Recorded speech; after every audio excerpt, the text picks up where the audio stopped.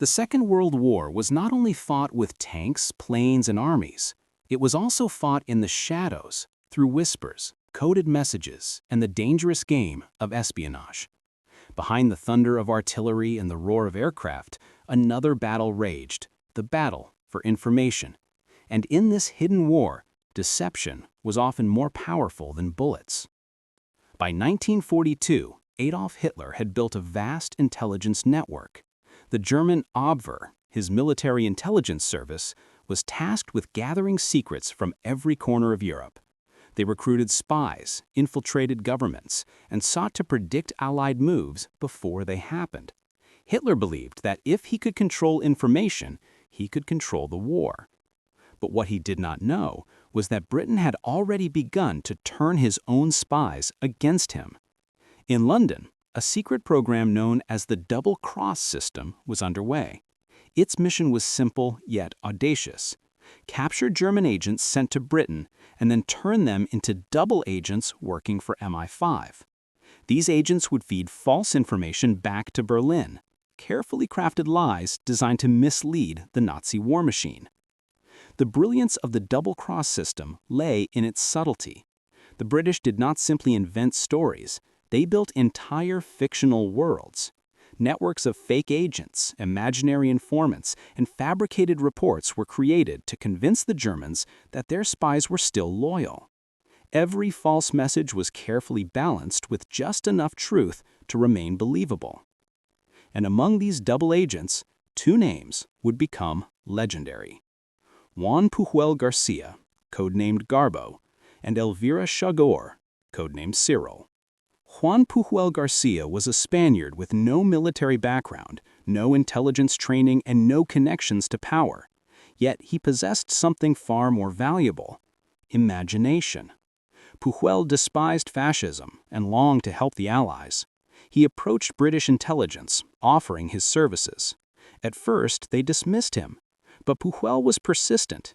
He created a fictional spy persona, convincing the Germans that he had access to secret information in Britain. The Germans believed him. They gave him money, codes, and missions. And soon, Pujol, now known as Agent Garbo, was sending reports to Berlin. Reports that were carefully designed by MI5 to mislead Hitler. But Garbo did not stop at simple lies. He built an entire empire of deception. He invented a network of 27 imaginary agents, each with their own backstory, personality, and area of expertise. There was a dock worker in Liverpool, a civil servant in London, a soldier stationed in Scotland. None of them existed, yet the Germans believed they were real. Through this fictional network, Garbo fed Berlin a steady stream of false intelligence. And the more elaborate his lies became, the more the Germans trusted him. While Garbo spun his web of imaginary agents, another figure played her part in the deception: Elvira Chaudoir. Born in Peru to a wealthy family, Elvira lived a glamorous life in Europe. She was charming, witty, and well-connected. But beneath her socialite exterior, she carried a dangerous secret. She was working for MI5. Her codename was Cyril. Her role was to provide signals that would mislead the Germans about Allied troop movements. She attended parties, mingled with diplomats, and passed information that seemed trivial, but was carefully designed to shape German expectations. Together, Garbo and Chaudoir became pillars of Britain's deception strategy. Their lies would eventually convince Hitler that the Allies planned to invade France at Pas de Calais, not Normandy. But in 1942, this grand deception was only beginning. The world of espionage was treacherous. Double agents lived under constant threat. If the Germans suspected betrayal, execution was certain. If the British doubted loyalty, imprisonment awaited. Every message, every coded signal, was a gamble with life and death. Garbo, sitting in a small London flat, would spend hours crafting reports. He described imaginary troop convoys, fake supply shortages, and invented military gossip. His words traveled across Europe, reaching Berlin, where German officers pored over them with fascination. Meanwhile, Chaudoir played her part with elegance. At a dinner party in Paris, she might casually mention troop movements that she had heard about. In reality, these movements were fabrications designed by MI5. Yet the Germans believed her, adding her reports to their growing intelligence files. By 1943, the Germans considered Garbo one of their most valuable agents. They awarded him money, praise, and eventually the Iron Cross, one of Germany's highest military honors. Hitler himself approved the award, never suspecting that Garbo was working for the enemy. This was the genius of the double-cross system. The Germans believed they were receiving priceless intelligence. In truth, they were being fed lies that would shape their entire strategy. And as the war moved closer to its decisive moment, the Allied invasion of France, the lies of Garbo and Chaudoir would become more critical than ever. The Shadow War had begun. In the smoke-filled offices of MI5, in the glittering salons of Paris, and in the coded telegrams sent across Europe, a battle of deception was underway. It was a battle fought not with guns, but with words. Not with armies, but with imagination. And in this battle, Britain's double agents were about to change the course of history. For when the day of invasion came, Hitler would be looking in the wrong direction, and the fate of the world would hang on the lies of a few brave men and women. By 1943, the war had reached a critical stage. The Allies were preparing for a massive invasion of Western Europe, but the success of such an operation depended on one crucial factor: secrecy. If Hitler discovered the true landing site, the invasion could be crushed before it began. The Allies needed the Germans to believe in a false reality, and that reality had to be convincing enough to withstand scrutiny. This was where Britain's double agents became indispensable. The double-cross system had already proven its worth, but now the stakes were higher than ever. The deception had to be grand, elaborate, and believable. It had to convince Hitler himself. Juan Pujol García, Agent Garbo, was at the center of this operation. By this time, Garbo had established himself as one of Germany's most trusted sources. His reports were detailed, consistent, and often confirmed by other intelligence streams. The Germans believed he had access to a vast network of informants across Britain. In truth, every one of those informants was a figment of his imagination. Garbo's fictional network consisted of 27 agents. Each had a name, a background, and a role. There was a dock worker in Liverpool who supposedly reported on shipping movements. There was a civil servant in London who claimed to overhear conversations in government offices. There was even a soldier stationed in Scotland who allegedly passed along military gossip. None of these people existed, yet Garbo wrote about them with such detail that the Germans accepted them as real. The genius of Garbo's deception lay in its balance. He did not simply feed the Germans lies. He mixed truth with fiction, carefully crafting reports that seemed authentic. For example, he might describe a convoy leaving Liverpool, but he would alter its destination. He might report on troop movements, but exaggerate their scale. By blending reality with falsehood, Garbo ensured that his reports were believable. Meanwhile, Elvira Chaudoir, Agent Cyril, played her own role in the deception. As a socialite, she had access to circles where gossip flowed freely. She attended parties, mingled with diplomats, and casually mentioned troop movements or supply shortages. These tidbits of information seemed harmless, but they were carefully designed by MI5 to reinforce the illusion. Chaudoir's reports were particularly effective because they appeared spontaneous. Unlike Garbo's detailed dossiers, her information came across as casual observations. This made it seem authentic, the kind of intelligence that might slip out in conversation. The Germans valued her contributions, adding them to their growing files. Together, Garbo and Chaudoir built an illusion that would shape German strategy. The central theme of this illusion was the idea that the Allies planned to invade France at Pas de Calais. Pas de Calais was the narrowest point between Britain and France. It was the logical choice for an invasion. The Germans had fortified the region heavily, expecting the Allies to strike there. Garbo and Chaudoir's reports reinforced this belief. They described troop concentrations in southern England, supply depots near Dover, and preparations for a massive assault across the Channel. At the same time, they downplayed activity in Normandy. Reports suggested that any movements in that region were diversions, designed to mislead the Germans. The real invasion, they insisted, would come at Calais. The deception was so effective that Hitler himself became convinced. He ordered his generals to prepare for an assault at Calais, believing that any landings elsewhere were distractions. The success of this deception was not accidental. It was the result of meticulous planning, careful coordination, and the extraordinary skill of agents like Garbo and Chaudoir.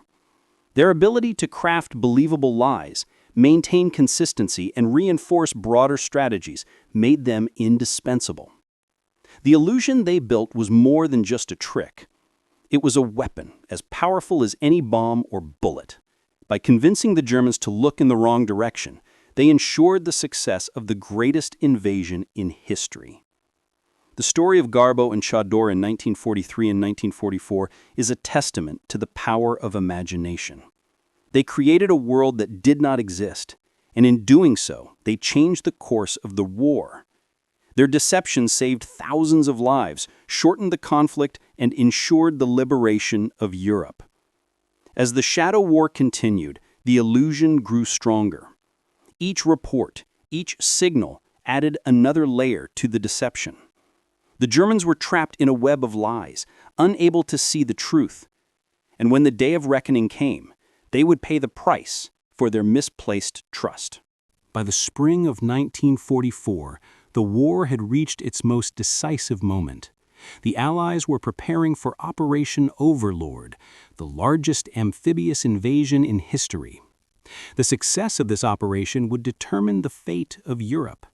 If the landings failed, Nazi Germany would remain in control of the continent. If they succeeded, the path to liberation would open. The stakes could not have been higher. Every detail of the invasion had to be carefully planned, and secrecy was paramount.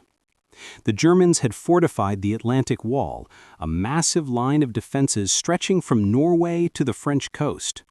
If Hitler knew the exact location of the invasion, he could concentrate his forces and crush the assault before it began. The Allies understood that brute force alone would not be enough. They needed deception. They needed the Germans to believe in a false reality, one that would keep their armies away from Normandy. And at the center of this deception were the double agents of the double-cross system, most notably Juan Pujol García, Agent Garbo, and Elvira Chaudoir, Agent Cyril. Garbo had already built a reputation as one of Germany's most trusted sources. His fictional network of 27 agents had convinced the Germans that he had unparalleled access to British military secrets. By 1944, Berlin considered him indispensable. His reports were read at the highest levels, even reaching Hitler himself. As the invasion approached, Garbo's role became critical. He had to convince the Germans that the Allies were preparing to strike at Pas de Calais, not Normandy. This deception was part of Operation Fortitude, the grand plan to mislead the enemy. Fortitude involved fake armies, dummy landing craft, and misleading radio traffic. But none of these tricks would matter if the Germans did not believe the intelligence reports. Garbo's words would give credibility to the illusion. In the months leading up to D-Day, Garbo sent a series of urgent messages to Berlin. He described troop concentrations in southern England, near Dover. He reported on supply depots, training exercises, and preparations for a massive assault across the Channel. He insisted that the invasion would come at Calais, the logical choice given its proximity to Britain. At the same time, he downplayed activity in Normandy. Any movements in that region, he claimed, were diversions. The real attack, he insisted, was still to come. The Germans believed him. They reinforced Calais, concentrating their defenses there. Panzer divisions were held in reserve, waiting for the assault. Normandy, by comparison, was left relatively vulnerable. Elvira Chaudoir played her part as well. Her signals reinforced Garbo's narrative, adding credibility to the deception. At social gatherings, she casually mentioned troop movements or supply shortages, details that seemed trivial but were carefully designed by MI5. These tidbits of information matched Garbo's reports, making the illusion more convincing. The success of the deception depended on consistency. Every report, every signal had to align with the broader narrative. MI5 coordinated the messages carefully, ensuring that Garbo and Chaudoir's contributions supported the overall plan. One of Garbo's most remarkable achievements was the creation of false urgency. He sent messages warning of imminent invasions, describing troop movements that seemed to indicate an attack. These reports kept the Germans on edge, constantly expecting an assault that never came. When the real invasion finally occurred, they believed it was just another diversion. In May 1944, as the Allies finalized their plans, Garbo sent one of his most important messages. He reported that the invasion was imminent, but insisted that Normandy was only a feint. The real attack, he claimed, would come at Calais. This message reached Berlin just days before D-Day. The Germans trusted Garbo so completely that they acted on his reports. They held back reinforcements, convinced that the Normandy landings were a distraction. Hitler himself believed that the main assault was still to come. The impact of this deception was enormous. On June 6, when the Allies stormed the beaches of Normandy, the Germans hesitated to move their forces. They believed that the real invasion was yet to occur. This hesitation gave the Allies the time they needed to establish a foothold. The countdown to D-Day was marked by tension and uncertainty. Allied generals Eisenhower and Montgomery knew that success depended not only on military strength, but also on deception. They relied on Garbo and Chaudoir to keep the Germans focused on Calais. In London, MI5 monitored the situation closely. Every intercepted German message was analyzed, every report scrutinized. The British knew that if the Germans discovered the truth, the invasion could fail. But the deception held. The Germans remained convinced. The Shadow War reached its climax in those final days. Garbo's words, written in a small London flat, traveled across Europe and shaped the decisions of Nazi generals. Chaudoir's signals, passed casually at social gatherings, reinforced the illusion. Together, they created a false reality that would determine the fate of the world. The countdown to D-Day was not just a military operation. It was a battle of imagination, a contest of deception. And in that contest, Britain's double agents proved their worth.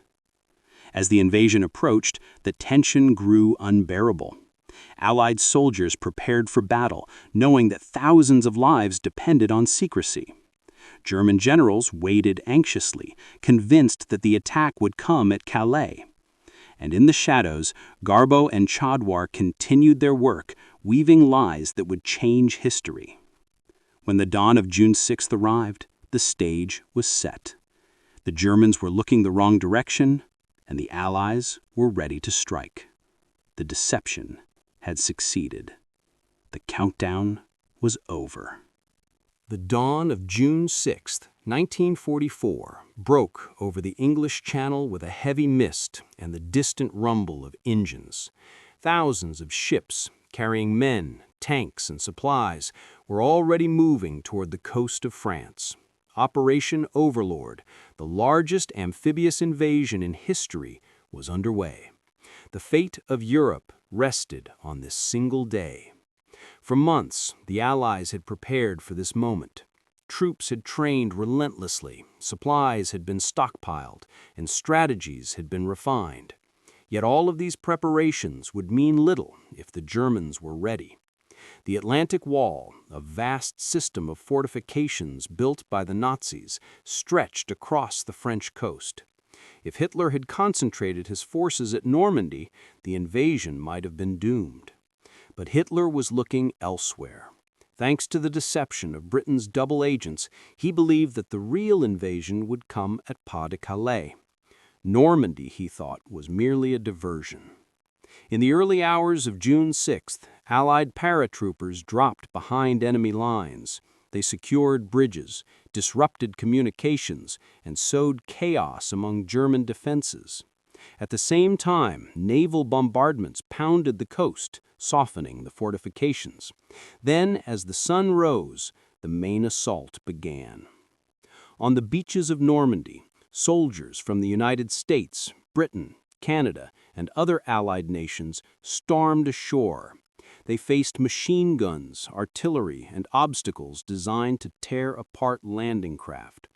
The fighting was brutal, the casualties high, yet the Allies pressed forward, determined to establish a foothold. The Germans were caught off guard. Their defenses at Normandy were strong, but not overwhelming. Many of their divisions had been held back near Calais, waiting for the real invasion. Hitler, convinced by Garbo's reports, believed that Normandy was only the first phase of a larger assault. He ordered his generals to keep their forces in reserve, expecting a second landing at Calais. This hesitation proved fatal. The Allies gained precious hours to secure the beaches, move reinforcements, and push inland. By the time the Germans realized the scale of the invasion, it was too late. The foothold had been established. Juan Pujol García, Agent Garbo, played a decisive role in this moment. On the very day of the invasion, he sent messages to Berlin insisting that Normandy was a diversion. He warned that the main assault was still to come at Calais. His words reinforced Hitler's belief, keeping German divisions frozen in place. Elvira Chaudoir, Agent Cyril, contributed as well. Her signals, passed through social channels, added credibility to the deception. Together, they ensured that the Germans remained focused on the wrong target. The impact of this deception cannot be overstated. Without it, the Germans might have rushed reinforcements to Normandy, overwhelming the Allied forces. The beaches could have become killing grounds, the invasion a disaster. Instead, the deception bought time that saved thousands of lives and ensured the success of Operation Overlord. The fighting on D-Day was fierce. At Omaha Beach, American forces faced devastating fire from entrenched German positions. Casualties were heavy, and for a time, the invasion seemed in jeopardy. Yet through courage and determination, the soldiers pressed forward. By the end of the day, they had secured the beach. At other landing sites, progress was faster. British and Canadian forces advanced inland, capturing towns and securing vital roads. The combined efforts of the Allied armies created a unified front, pushing back the Germans and expanding the beachhead. The success of D-Day was not solely due to military strength. It was the result of careful planning, coordination, and deception. The double-cross system with agents like Garbo and Chaudoir had shaped the battlefield before a single soldier set foot on French soil. Their lies had misled Hitler, weakened German defenses, and ensured the Allies could strike with overwhelming force, securing a foothold that would lead to victory. As the day ended, the beaches of Normandy were littered with the debris of battle. Ships lay wrecked, tanks burned, and thousands of soldiers lay dead or wounded. Yet amid the destruction, there was hope. The Allies had achieved the impossible. They had landed in France, broken through the Atlantic Wall, and begun the liberation of Europe. For Hitler, the day was a disaster. His generals urged him to send reinforcements to Normandy, but he hesitated. He remained convinced that the real invasion was still to come at Calais. He believed that the Allies were trying to trick him, and he refused to move his forces. This decision sealed Germany's fate. The deception continued even after D-Day. Garbo sent further messages insisting that the Normandy landings were only the beginning. he claimed that a larger assault was imminent, reinforcing Hitler's belief. For weeks, German divisions remained concentrated at Calais, waiting for an attack that never came. By the time Hitler realized the truth, the Allies had already advanced inland. The deception had achieved its purpose. Normandy was secured, and the road to Paris lay open. The story of D-Day is often told through the heroism of soldiers who stormed the beaches. Yet behind their courage was another kind of heroism, the courage of those who fought in the shadows. Garbo and Chaudoir risked their lives to deceive the enemy, knowing that discovery meant death. Their lies saved lives, shortened the war, and ensured victory. June 6, 1944, was the greatest gamble of the war. The Allies risked everything on a single day, a single invasion. Success depended not only on military strength, but on deception. And thanks to the double-cross system, the gamble paid off. The beaches of Normandy became the turning point of the war. From that day forward, the tide shifted irreversibly against not. The dawn of June 6, 1944, broke over the English Channel with a heavy mist and the distant rumble of engines. Thousands of ships carrying men, tanks, and supplies were already moving toward the coast of France. Operation Overlord, the largest amphibious invasion in history, was underway. The fate of Europe rested on this single day. For months, the Allies had prepared for this moment. Troops had trained relentlessly. Supplies had been stockpiled, and strategies had been refined. Yet all of these preparations would mean little if the Germans were ready. The Atlantic Wall, a vast system of fortifications built by the Nazis, stretched across the French coast. If Hitler had concentrated his forces at Normandy, the invasion might have been doomed. But Hitler was looking elsewhere.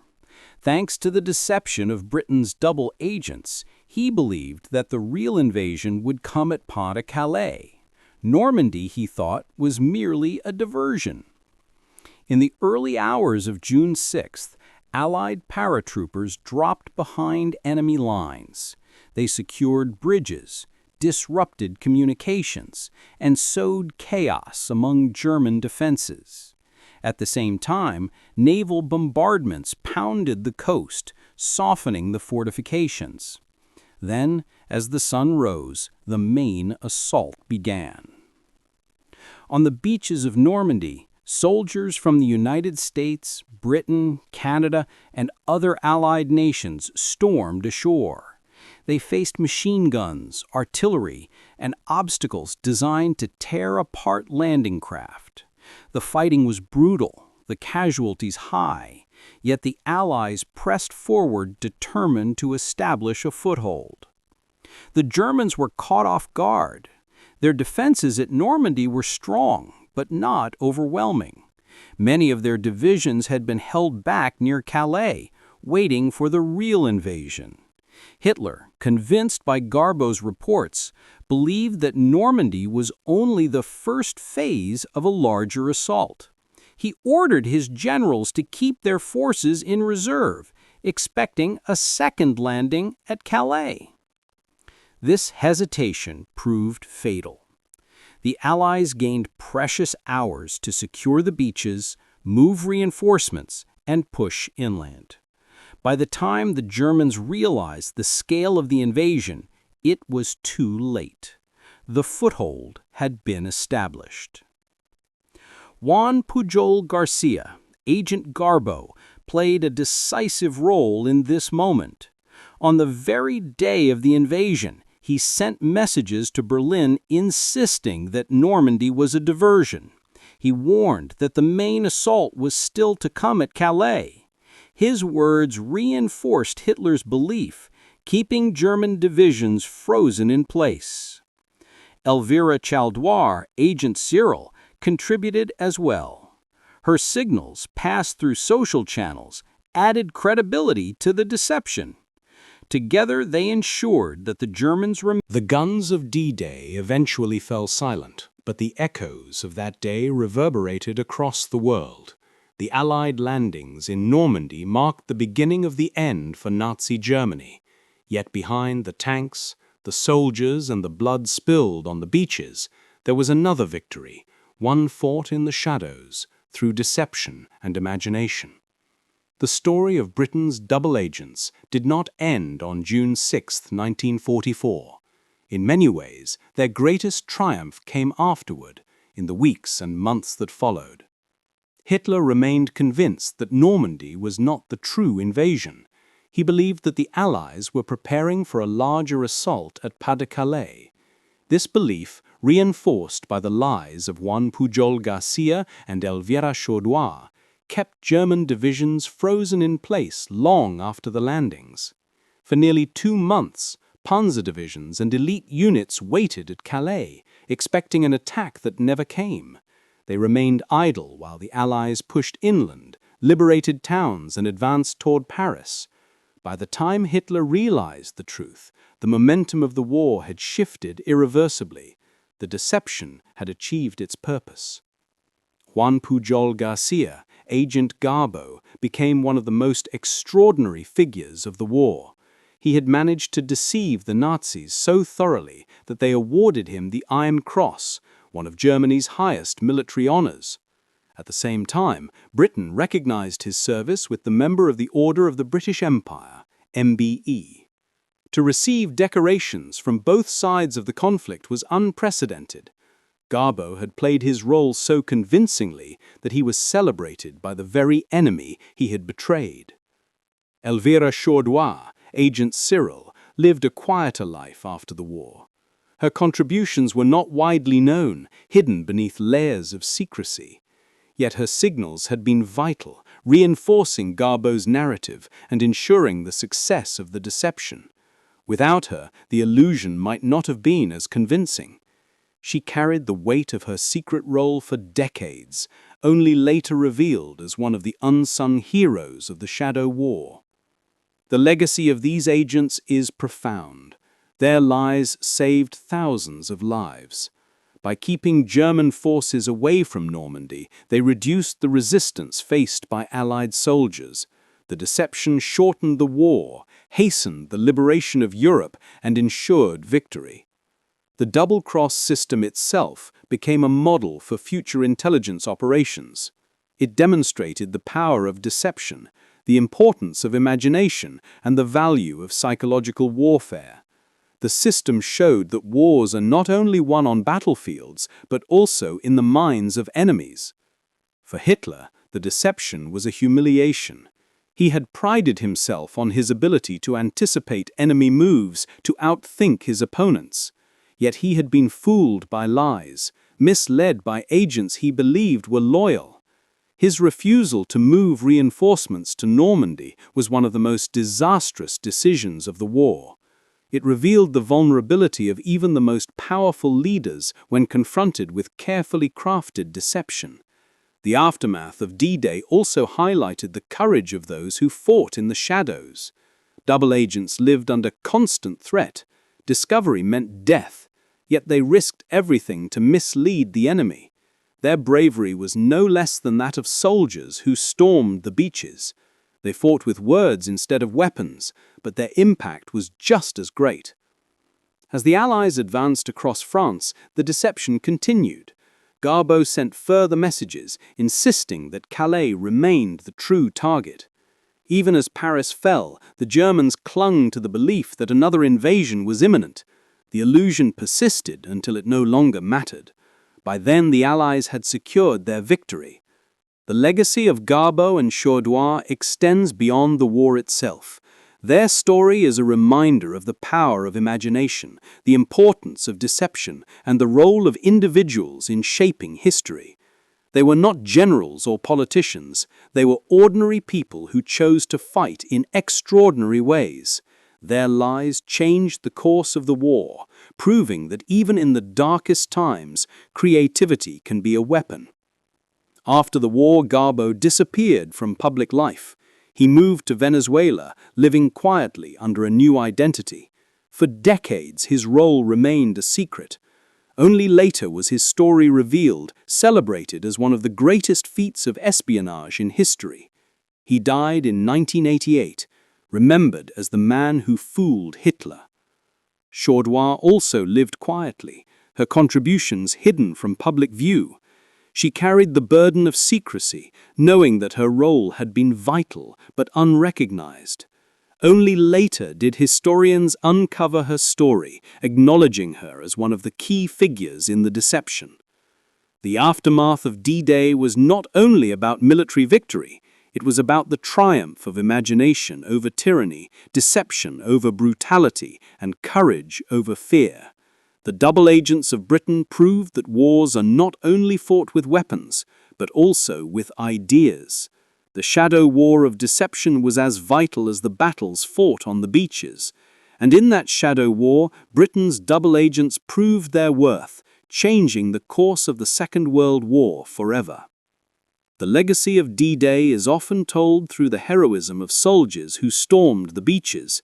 Yet behind their courage was another kind of heroism, the heroism of those who lied with brilliance, deceived with skill, and risked everything to mislead the enemy. Their story is a testament to the power of imagination, the importance of deception, and the role of individuals in shaping history. The aftermath of D-Day was the beginning of the end for Nazi Germany. The deception that misled Hitler ensured that the Allies could strike with overwhelming force, securing a foothold that would lead to victory. The lies of Garbo and Chaudoir were as powerful as any bomb or bullet, shaping the battlefield before a single soldier set foot on French soil. Their legacy endures, a reminder that wars are not only fought with weapons, but also with ideas. The shadow war of deception was as vital as the battles fought on the beaches. And in that shadow war, Britain's double agents proved their worth, changing the course of the Second World War forever.